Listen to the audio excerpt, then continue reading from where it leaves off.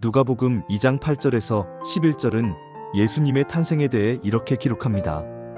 그 지역의 목자들이 밤에 밖에서 자기 양떼를 지키더니 주의 사자가 곁에 서고 주의 영광이 그들을 두루 비춤에 크게 무서워하는지라.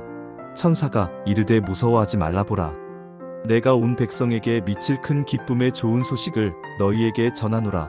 오늘 다윗의 동네에 너희를 위하여 구주가 나셨으니 곧 그리스도 주시니라. 누가복음 2장 8절에서 11절.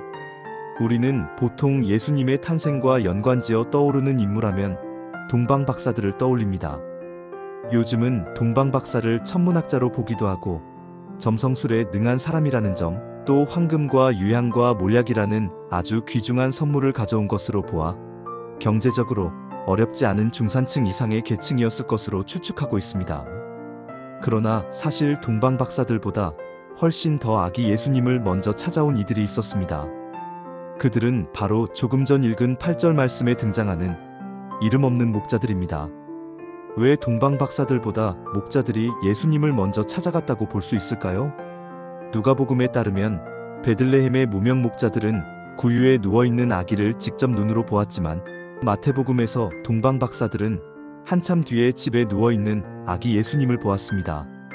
가장 결정적인 증거는 동방박사들이 예루살렘에 들렀다가 헤롯 왕에게 자기소개를 하는 장면에서 등장합니다.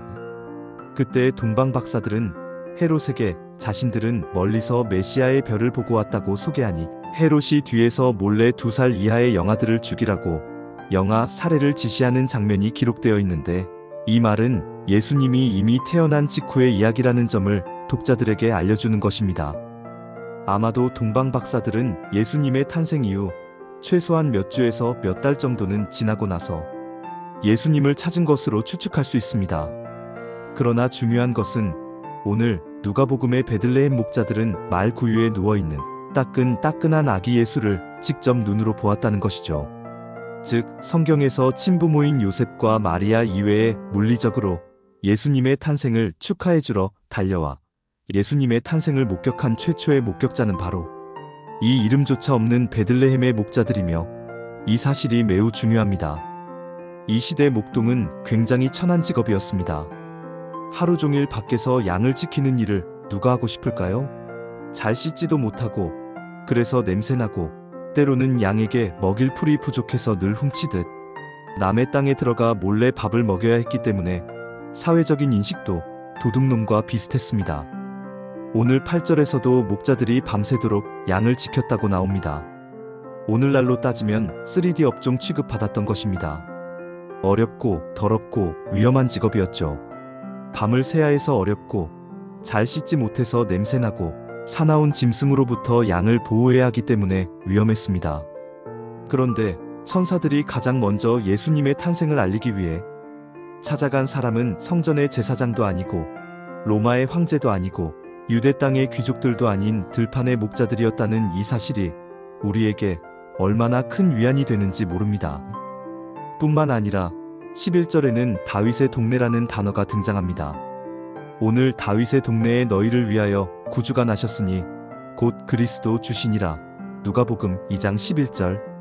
보통 다윗이 왕이 된 이후에 다윗의 왕권을 상징하는 도시는 예루살렘입니다. 그런데 오늘 본문은 베들레헴 같은 촌구석을 다윗의 동네라고 말하고 있습니다. 다윗이 왕이 되기 이전에 이 촌구석에서 양을 치는 목동이었는데도 말입니다. 사무엘상 16장을 자세히 읽어보면 사무엘 선지자가 베들레헴에 있는 다윗의 아버지 이새의 집을 방문하는 장면이 등장합니다. 왜냐하면 하나님께서 이새의 아들 중에 기름을 부어 이스라엘의 왕을 세우겠다고 하셔서 사무엘 선지자가 이새의 집을 찾은 것입니다. 그래서 이새는 자신의 7명의 아들을 다 사무엘에게 보여줍니다.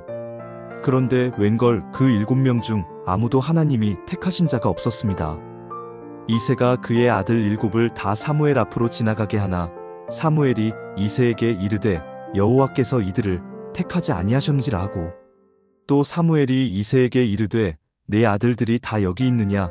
이새가 이르되 아직 막내가 남았는데 그는 양을 지키나이다. 사무엘이 이새에게 이르되 사람을 보내어 그를 데려오라.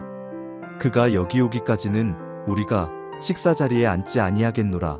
사무엘상 16장 10절에서 11절. 왜 아버지 이새가 처음부터 사무엘에게 다윗을 소개해주지 않았을까요? 에이, 설마 그 많고 많은 아들 중에 저 별 볼 일 없는 막둥이 쟤를 왕으로 삼겠어? 에이, 다윗이는 아니겠지, 이 마음이었던 거예요. 그래서 사무엘 선지자가 집으로 찾아왔음에도 가장 볼품없는 다윗에게는 무슨 일을 시켰어요? 양을 치는 일이었습니다. 아무도 다윗을 찾지 않았고 다윗을 소중하다 말하지 않았습니다. 그의 아버지도 그의 형들조차도요. 그러나 하나님은 다윗의 자리와 중심을 보셨습니다. 집에서조차 가장 천대받는 그 다윗을 세워 왕이 되게 하셨을 뿐만 아니라 메시아가 그의 후손에서 태어나게 하셨어요. 다윗의 어떤 조건이나 깨끗한 마음 때문이 아니라 집에서조차 막내라고 천대받는 다윗. 이 세상에서 아무도 주목하지 않았고 아무도 소중하다고 여겨주지 않았던 다윗의 그 절박한 상황. 그러나 하나님은 그렇게 볼품없고 그렇게 천대받는 것들을 통해 일하시는 분이기 때문에 그 상황이 하나님 마음에 합해진 것입니다. 오늘 이 땅에 예수님의 탄생을 기록한 이 누가복음 가운데에도 동일한 역사가 기록되었습니다. 천한말 밥통에 누워 계셨던 예수님, 그리고 아무도 존중해주지 않았던 베들레헴의 목자들에게 천사가 가장 먼저 찾아가 복음의 기쁜 소식을 알려주었다는 사실 또한 아무도 존중해주지 않았던 천한 막내 시절의 다윗이 살던 동네, 바로 그곳에서 태어나신 메시아 예수 그리스도.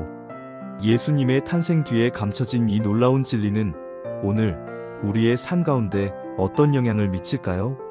인생 가운데 열등감에 시달리고 수치심에 눈을 뜰 수조차 없을 때 무언가 열심히 노력해도 나는 안 되는 놈인가 보다 절망에 사로잡힐 때 이 진리의 말씀을 통해 다시 한번 하나님 앞에 나아갈 용기와 기회를 얻는 것입니다.